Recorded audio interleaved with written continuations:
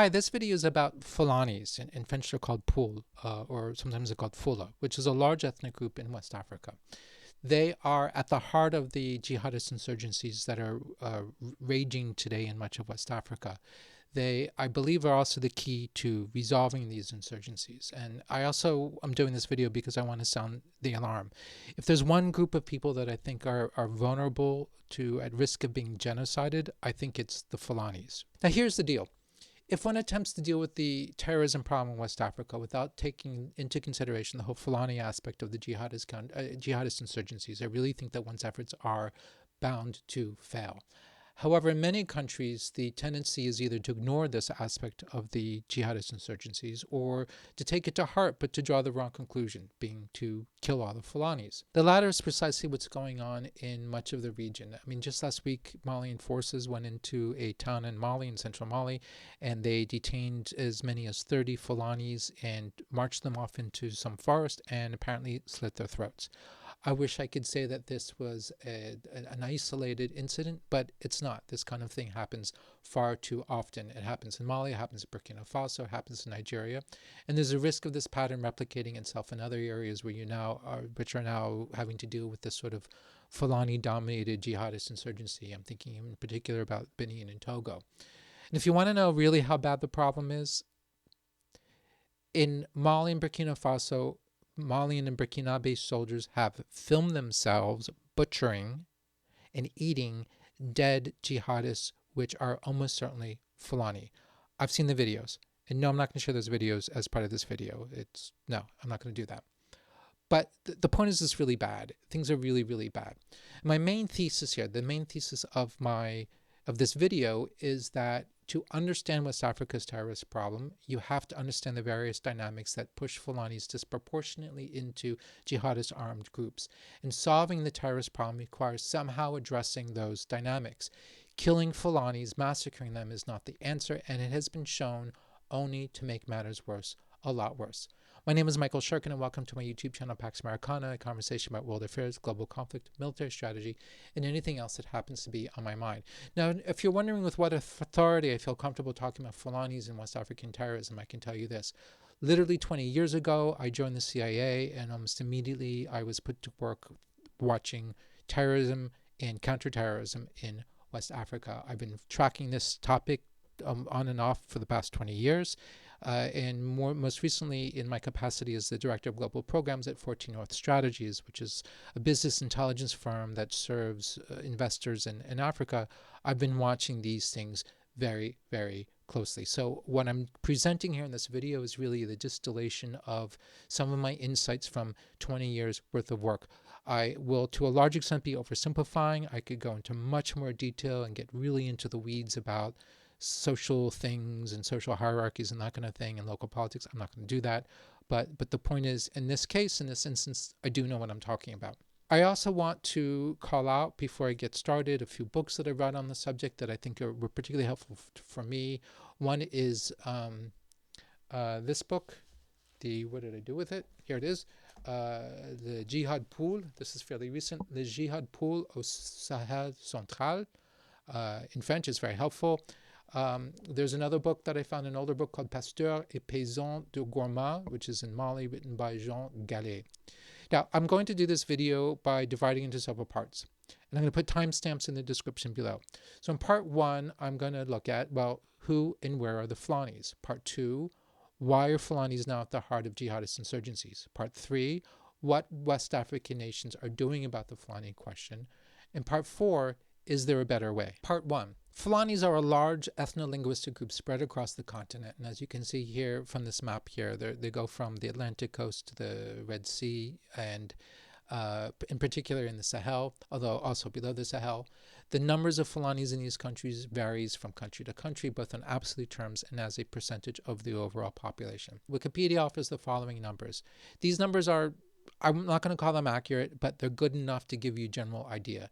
The largest communities are, of course, in Nigeria, Senegal, Guinea, Cameroon, Mali, Burkina Faso, and then also with respect to the percentage of the population. In Senegal, they're 27.5% of the population. In Guinea, they're 33.4% of the population. I've actually read the numbers are much higher, more like 40 or in the 40s. In Guinea-Bissau, they're 30% of the population. In Mali, they're 13.3% of the population. In Burkina Faso, they're 8.4% of the population. Fulanis are very diverse, but they do tend to share a culture, a history, as well as a language, or perhaps maybe I should say a family of languages, because there are various variants. Sometimes the language is referred to as Fulbe or Pool or Polar or Fulani or what have you. Just sort of, it's all more or less the same thing. My single best source, though, when it comes to understanding Fulani culture and the richness of Fulani culture and Fulani history, are the writings of the magnificent Malian novelist Amadou Hampâté Bâ, who lived from 1901 to 1991. I strongly recommend reading his books. He wrote them in French, but some of them have been translated. I put links to his stuff in the description. Really good take a look. Hampâté Bâ's books will take you deep into Malian Fulani society in colonial Mali in the first decades of the 20th century. And Bâ, among other things, really set himself up as sort of a spokesperson for a particular form of Islam that he associates with sort of with Fulanis. Like this is sort of the Fulani way. And it's actually very beautiful what he wrote.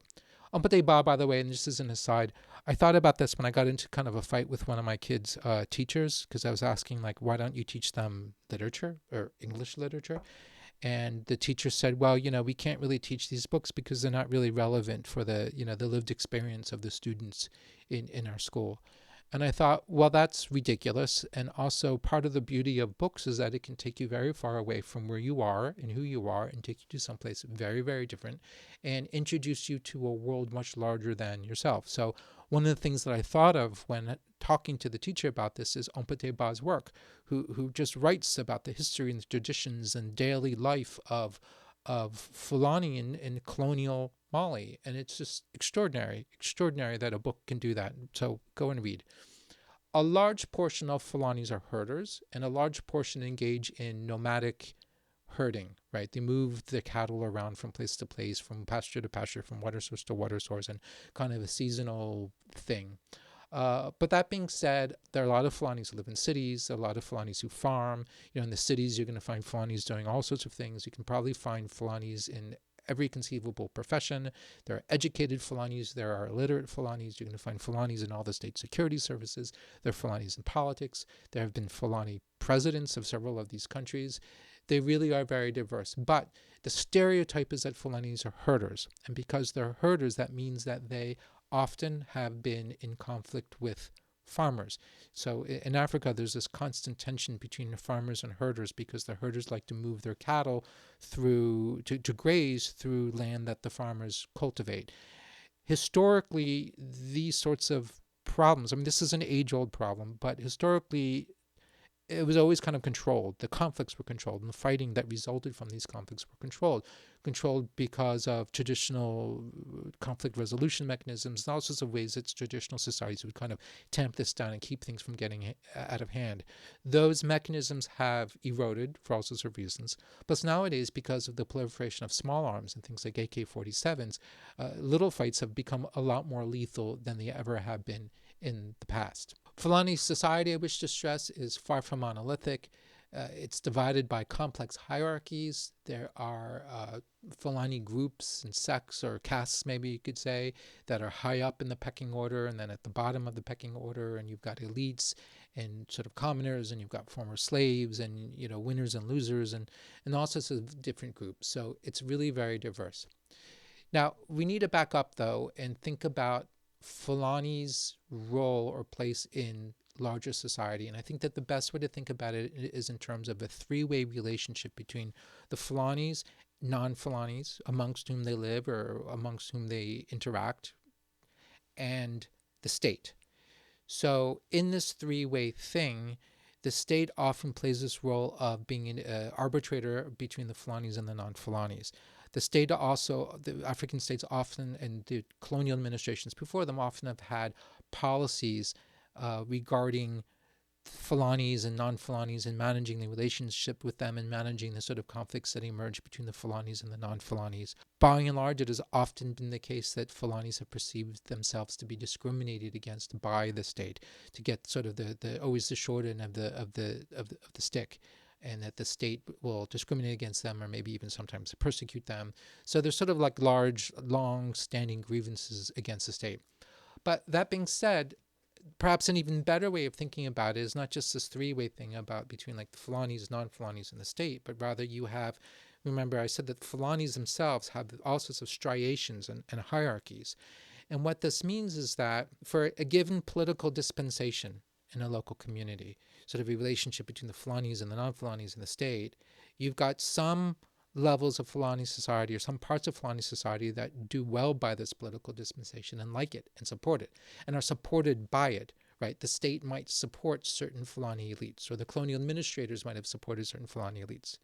But then you have other groups that are less well served by the status quo and less well served by the political dispensation. And also in the conflicts, intra-Fulani conflicts between these different groups, the state thus plays a role in arbitrating these conflicts. But again, then you've got the problem where Fulanis tend to think that the state is corrupt or it discriminates against them, or maybe it favors the elites.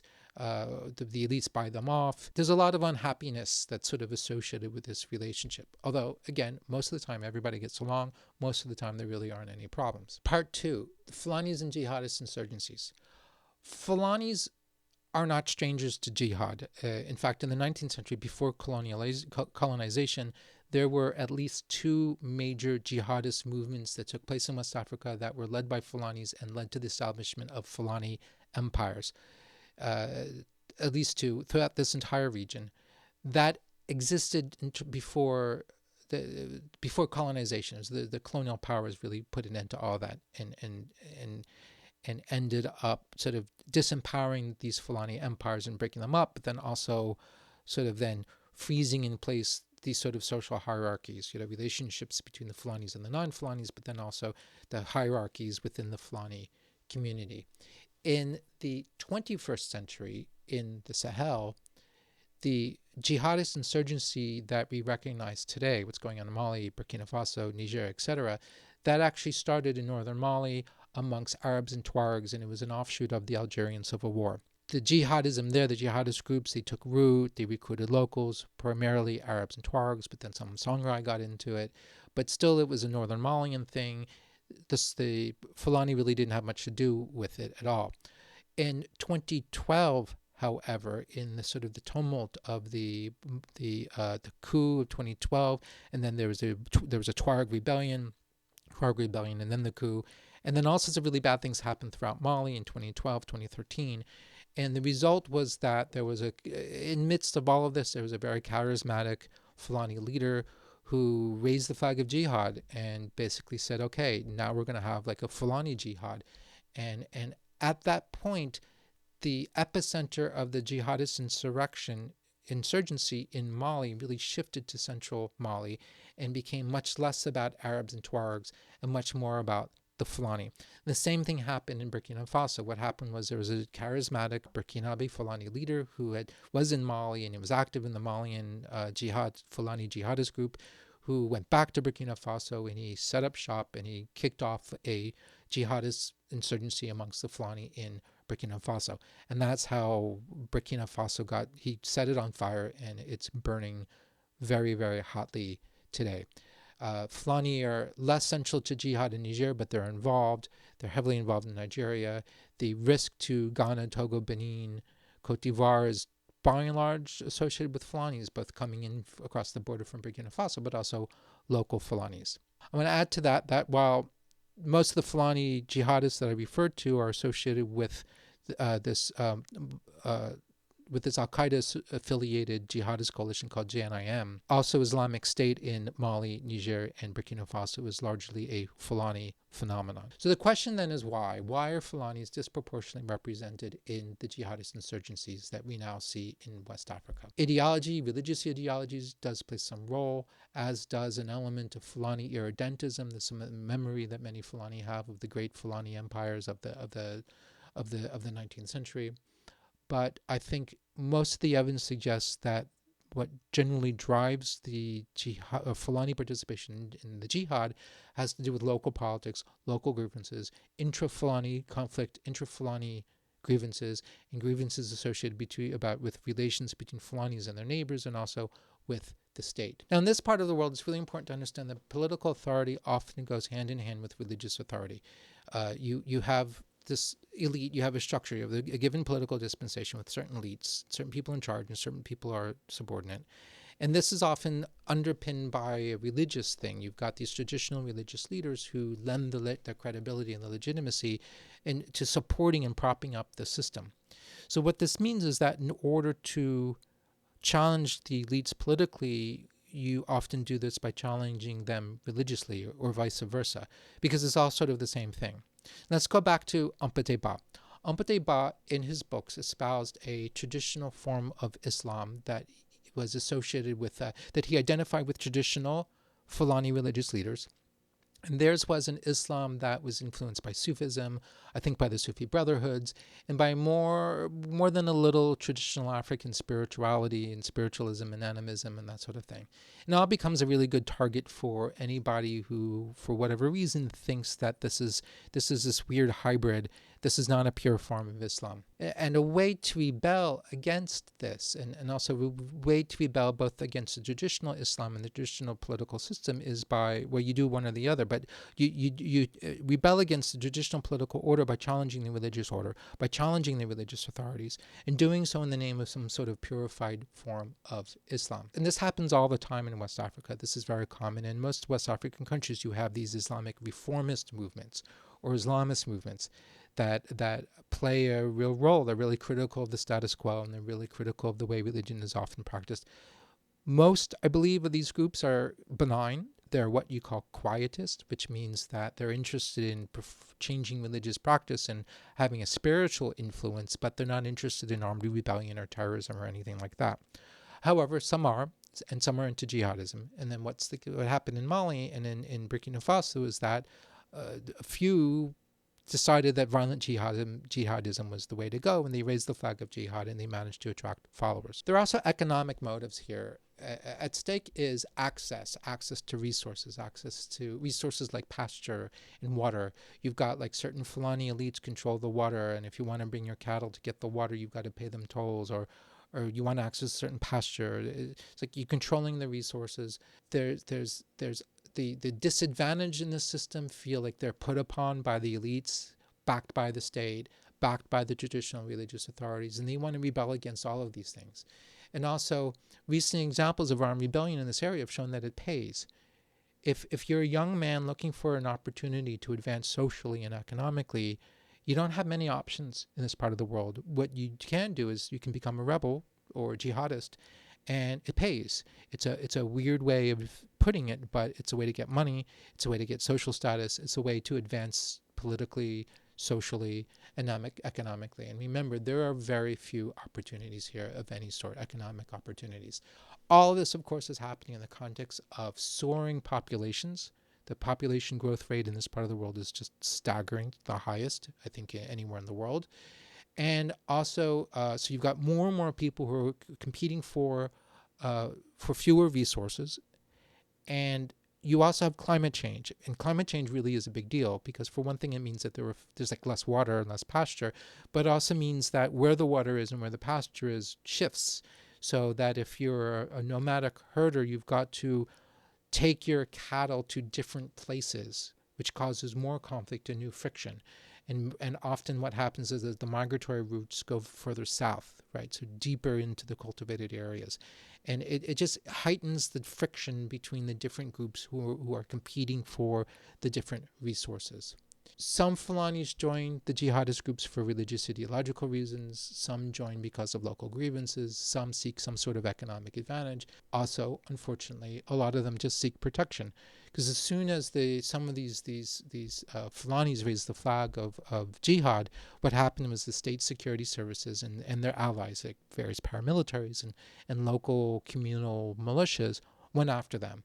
And they went after them collectively by attacking and massacring Fulani communities. So simply protection, it becomes a profound or very important driver of recruitment of a lot of Fulani into the jihadist movement. We must always remember, however, that we're talking about a small percentage of the Fulani population, And I strongly believe that the vast majority of Fulanis in any of these countries wants nothing to do with violence or jihadism. That's not what they're interested in at all.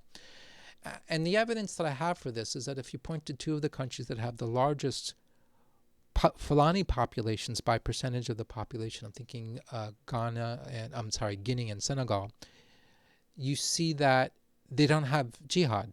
There's no jihadist violence. It's not a problem. These countries have problems, but not that problem. One reason might be because the Fulani populations there are so large that they've got power and influence and clout. And maybe they also just feel safer. They feel more empowered, and they don't feel as put upon or as persecuted as they do as those who are parts of much smaller communities as a proportion of the overall population. That's just a theory. Likewise, it's also important to add that Fulanis are among the chief victims of jihadist violence, and they're also overly represented amongst the refugee population, the IDP population, people who are fleeing the violence. So, for instance, if you go to the refugee camps that are on the Mauritanian side of Mauritania's border with Mali, those camps are full of Malian Fulanis who have fled the violence. And fled it because they're really caught between two fires. On one hand, you've got the jihadists who are attacking them, and on the other hand, you've got the state security services and their militias, and Wagner who are attacking them. So it's an extremely difficult situation for most Fulanis. Most Fulanis are victims. Some Fulanis are perpetrators. Part 3, what do African countries do about this Fulani question? I see two basic responses. One is to ignore the Fulani aspect of the problem altogether, and therefore ignore or pay no attention to the different factors and dynamics that are driving Fulani recruitment into the jihadist movements. One variant of this that I've heard from some African officials is a sort of a form of denial, where they say it's those Fulanis, the foreign Fulani that come into our country are the problem. It's not our own Fulani. I think either way, you're talking about denial, and it's an opportunity, it's an excuse not to look carefully at what's going on in the Fulani communities, to try to understand the dynamics at play in the Fulani communities, and try to think about, well, why do so many of them join the jihadist groups, and what can we possibly do about it other than simply massacring them?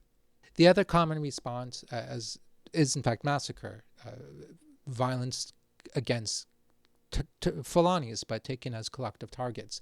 This is the norm in Central African Republic, in Mali, Burkina Faso, Nigeria, Niger to some extent, possibly Cameroon. Fulanis, as I said, therefore find themselves caught between two fires. On one hand, they suffer from violence perpetrated by the jihadist groups. On the other hand, they suffer from violence perpetrated by the state security services. It's not just the state security services, it's also militias. Like in Burkina Faso, they have this militia called the VDP, which commits a lot of atrocities against Fulanis. And then you also have these local community militias that basically use this whole conflict as a way to, I don't know, even the score against the Fulanis.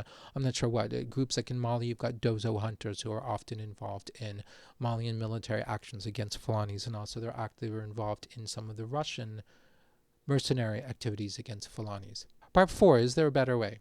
There clearly is, but that requires looking objectively at the many dynamics at play that drive Fulani participation in jihadist movements. This involves looking at things like resource management and conflict resolution mechanisms, involves improving these things or establishing them where they don't even exist. So basically governance, that's really it. It's about governance. And ideally there needs to be development, anything that increases the economic opportunities for people in these rural communities. But it also involves something that's all too rare, which is you have to have a political will to think about these things and address them.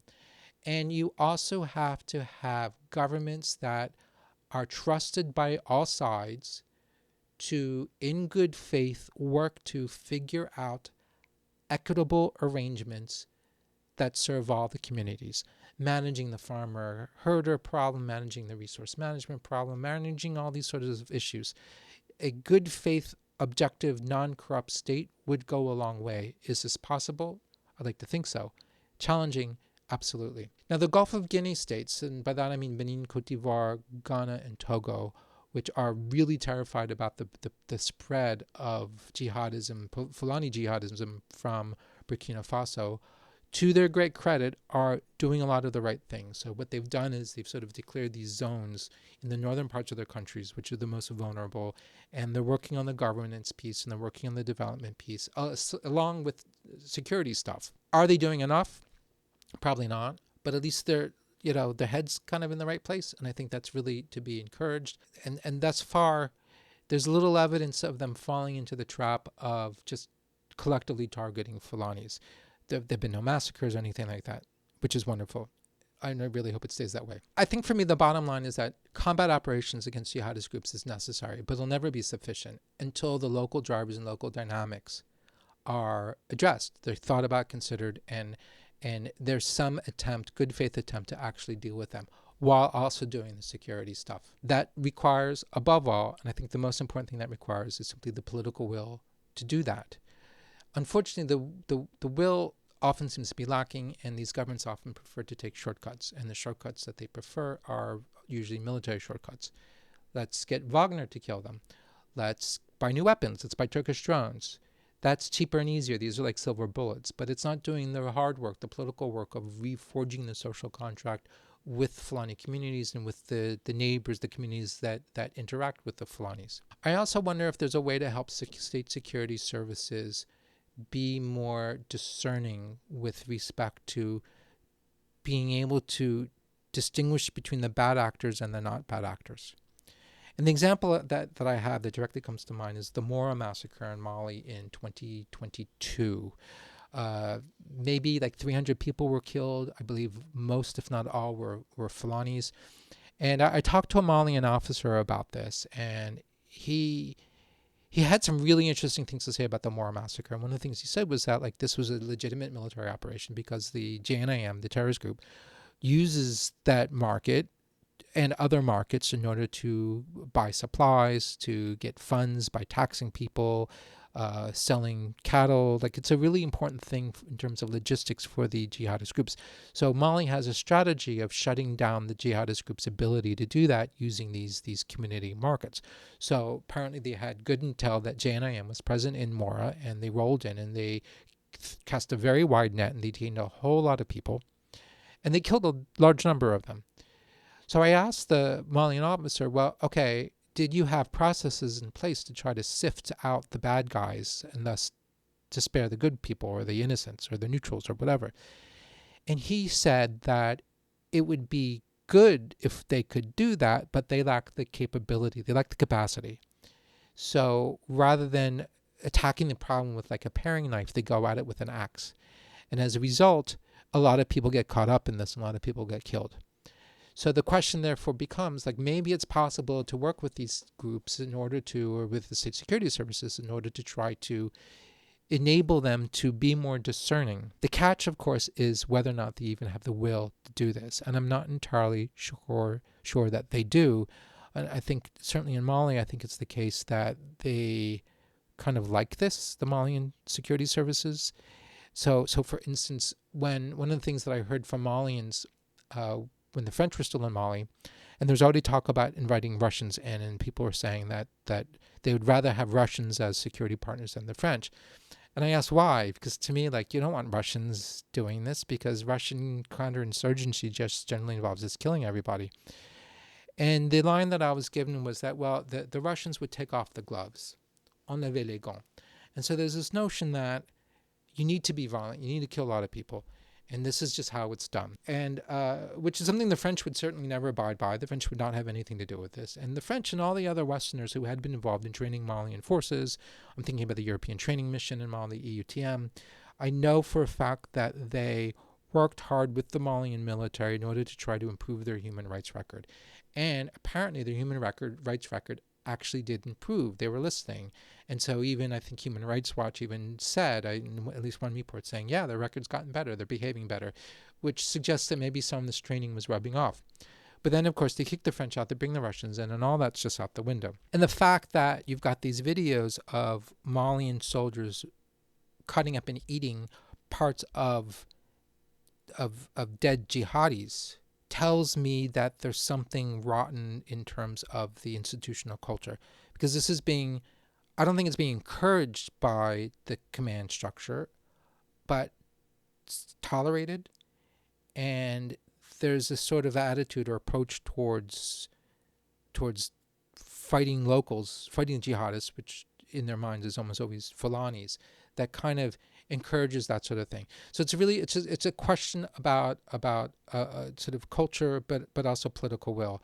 It takes a lot of will to reform a military. It takes a lot of will to get your military to behave differently. It takes a lot of will to change your tactics and to change your doctrine, that sort of thing. And if that will does not exist, then there's really no way that you can try to lead them or encourage them. Like you could lead a horse to water, but if they don't want to drink this, then it's whatever. It's not going to work. I should add that one of the more depressing aspects of West African society that I've encountered is the racism that you hear from different groups about other groups. So different ethnic groups who belong to different tribes, ethnicities, or races, whatever, will just tell you terrible things about the others. And there's often almost like a willing ignorance. So I hear a lot of anti-Fulani rhetoric. The worst, I think, are from southern Nigerians. Like I follow Nigerians on Twitter, and like southern Nigerians just say some of the most horrific things. And, you really want to get a sense of sort of racism against Fulanis. I hate to say this, but like talk to southern Christian Nigerians, and they will tell you some things that will be disturbing. Okay, so I hope I've taught you something about what's going on in West Africa and why Burkina Faso, Mali, Niger, Nigeria are home to so many horrors, why Mali, I think, is falling apart, why Burkina Faso is basically like a dead man walking. If you hear about terrorist attacks in these countries, there's a really good chance that Fulanis are involved. And if you hear about violence by state security services against, or paramilitaries or their other allies, against civilians, there's a very good chance that the victims are Fulanis. Perhaps I'm predisposed to liking Fulanis because I read a ton of Hampâté Bâ, and I was just kind of enamored with the world that he created. But I strongly, strongly believe that both the Fulani involvement in jihadist insurgencies and their victimization at the hands of these states, in the name of counterterrorism, are entirely avoidable. None of this is necessary. None of this is unavoidable. If you like this video, please don't forget to hit the like button and subscribe, and consider sending thanks my way, or perhaps signing up for a membership. The more you support me, the more I can keep doing these videos. There's a link in the description there's this thing, buy me a coffee. You can put some money in there. There's also the thanks button that YouTube offers, and then you can do memberships either through the YouTube or through the buy me a coffee. Thank you very much, and I look forward to seeing you in my next video. Bye-bye.